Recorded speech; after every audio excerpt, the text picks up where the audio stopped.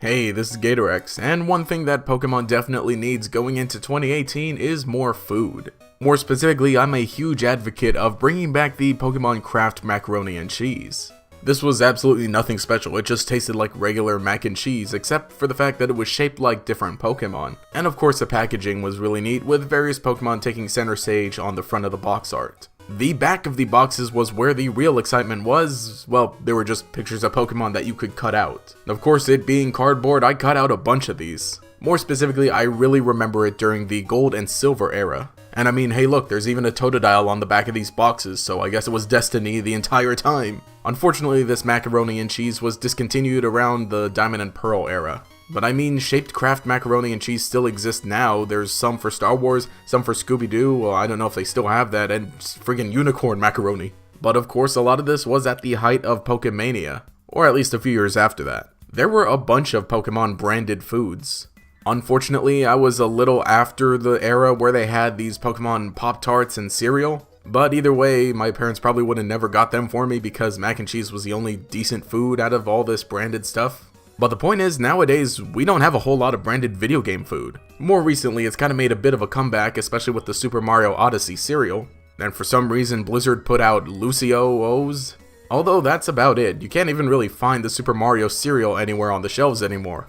And as for Pokemon, there are only Pokemon-themed fruit snacks. And even then, there are themed fruit snacks for everything else. And I mean, look at this box, it's just boring. Of course, in Japan, they have all the cool stuff. There's Pokemon branded foods like everywhere, basically. If you've got a Japanese import market around you, you could even walk into one of those and buy some Pokemon snacks from there. And that's cool and all, but it's not mac and cheese. We seem to be in an era where a lot of marketing is online exclusively. Back then, these branded foods were a type of marketing. The Pokemon brand sells the foods, and the foods themselves encourage Pokemon fans to keep playing and keep buying other Pokemon products. And while overall that's good, it's definitely not how it used to be.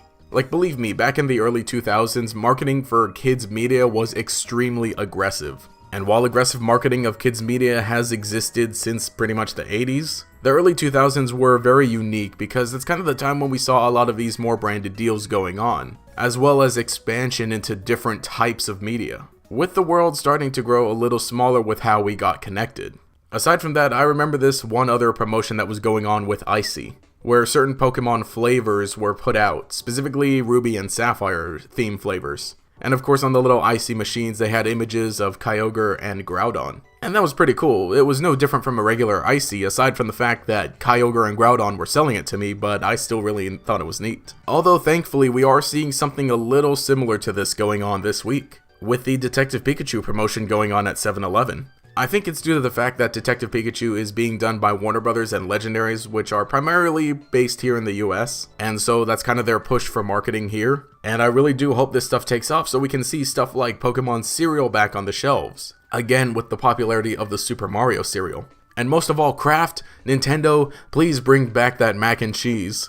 But anyway, let me know what you think. Were you around for a lot of this Pokemon themed food? Does it seem completely alien to you and something that you would have loved to try? And how confident are you that we'll see something like this in the near future again? Leave a comment below and we'll continue the discussion down there. I do want to remind you guys to check out GatorX Plays. That's my cool new channel where I'm posting gameplay videos and my podcast. The podcast is doing really well. We're up to episode 6 now. The recent one was with me and Closer, and we basically talked about 80% Pokemon during the podcast, so I'll leave that here and there so you can go ahead and listen to it. If you enjoyed the content, remember to leave a like and subscribe to show your support. You can enable notifications by clicking the bell icon next to the subscribe button. This will make sure you see each new video as it comes out and will make you a member of the Macaroni Chingling Squad. Anyway, this has been GatorX. Have a nice day.